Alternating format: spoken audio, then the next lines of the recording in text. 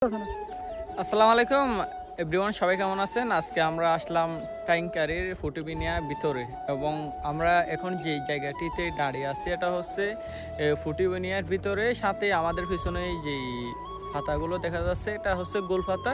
এই গোলপাতাগুলো প্রধানত হয় আপনার খালের পানিতে। এখন এখানে তো খালের পানি নেই, তার মধ্যে এখানে শুকনো মাটির মধ্যে জন্মেছে এবং সেই সাথে অনেক সুন্দর কিছু এখানে কেটে ফেলছে।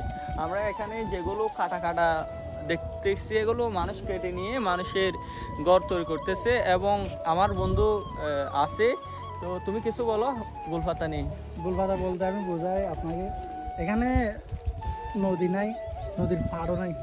তবে আমি একটা জিনিস ভাবতেছি এখানে কীভাবে এগুলো জন্মেছে। হয়তো এখানে আগের কাল দিনে হয়তো এখানে নদীর পাড় থেকে ছিল, সেহেতু এখানে শিকড় বা কোনো কিছু ছিল, এই জন্য এখান থেকে গজা ছিল গোলপাতাগুলো।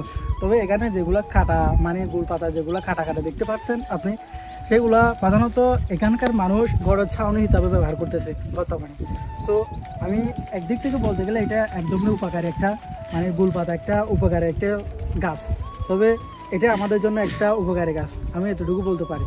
আরেকটা কথা হচ্ছে আগের মানুষ যাদের টিন ছিল এবং যারা মাটি দিয়ে ঘর তৈরি করতো তারা প্রধানত বেশিরভাগ গোলপাতাগুলো ব্যবহার করতো এবং তারা বৃষ্টির সময় এই পাতাগুলো কেটে নিয়ে তাদের বাড়ির ছাউনি দেয়। আর সাথে এই গোলপাতাগুলো একবার দিলে অনেক বছর পর্যন্ত এই পাতাগুলো অক্ষত অবস্থায় থাকে, মানে দীর্ঘদিন অবস্থায় এই পাতাগুলো ছাউনি দিলে থাকে।